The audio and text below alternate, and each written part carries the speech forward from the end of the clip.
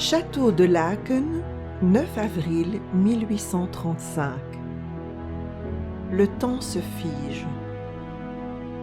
Le palais attend avec inquiétude la naissance du deuxième enfant du couple royal, Léopold Ier et Louise-Marie d'Orléans. 2 années plus tôt, la reine, à la santé fragile, avait donné naissance à un premier fils, Louis-Philippe. Le pauvre enfant n'avait vécu qu'1 an à peine. Cette mort au berceau avait touché le peuple belge, déçu de perdre leur prince héritier. Ce drame est encore bien présent dans les mémoires.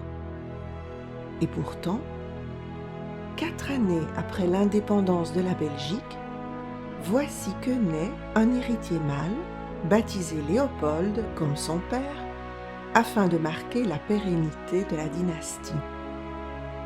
Le poupon est chétif, et le roi n'ose toujours pas se réjouir. La reine prend énormément soin de son enfant. Elle l'entoure de tout son amour et de son attention. Ainsi, le petit garçon surmontera sa première année d'existence fragile.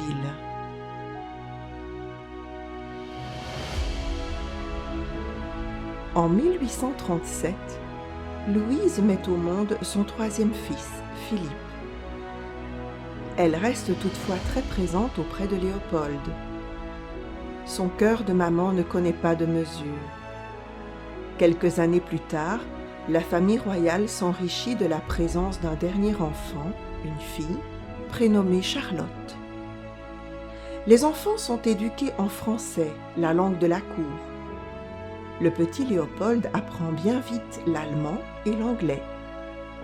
S'il reçoit comme précepteur Henri Conscience, grand écrivain flamand qui écrira l'histoire de la Belgique à la demande de Léopold Ier, il n'apprendra jamais la langue néerlandaise. En 1840, Léopold Ier donne à son fils aîné le titre de duc de Brabant et à son cadet celui de comte de Flandre. 1842. Le jeune Léopold a 7 ans, et s'il n'est pas encore en âge de tout comprendre, il ressent bien des choses. Sa merveilleuse maman l'inquiète parfois. Entre ses devoirs de reine et son investissement dans l'éducation de ses enfants, elle se consacre également à des tâches sociales qui la fatiguent beaucoup. Louise est une reine au grand cœur. Comme à l'accoutumée, la calèche de la reine attend dans la cour. Les servantes chargent quelques paniers de victuailles à l'avant, près du cocher. Accompagnée de sa dame de compagnie, elle rend visite à des familles belges nécessiteuses, auprès desquelles elle tente d'apporter un peu de réconfort. Le soir tombe et les enfants s'impatientent. Le roi a reçu une dépêche de Paris, porteuse d'une mauvaise nouvelle. Il demande à Léopold de jouer encore un peu avec ses frères et sœurs afin de pouvoir s'entretenir seul avec la reine dès son retour. Le repas du soir est servi.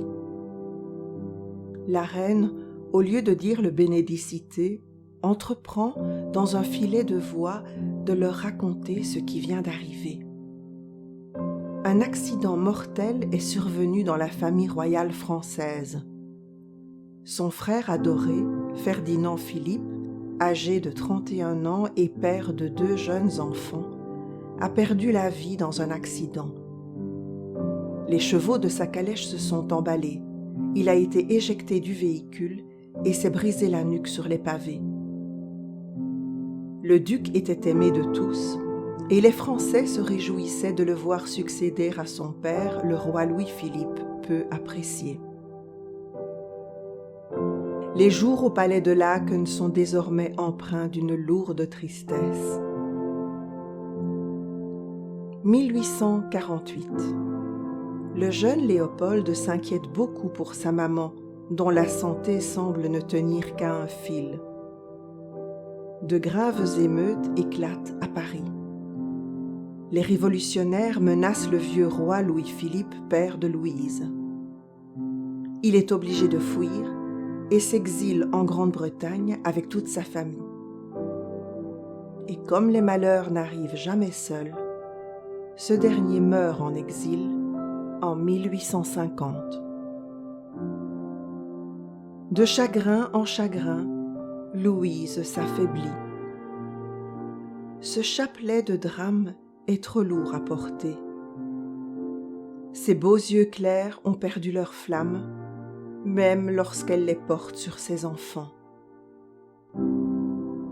Il fait une chaleur étouffante en ce mois d'août lorsque la famille royale endeuillée se rend à l'église de Sainte-Gudule pour rendre hommage à l'ancien roi français défunt.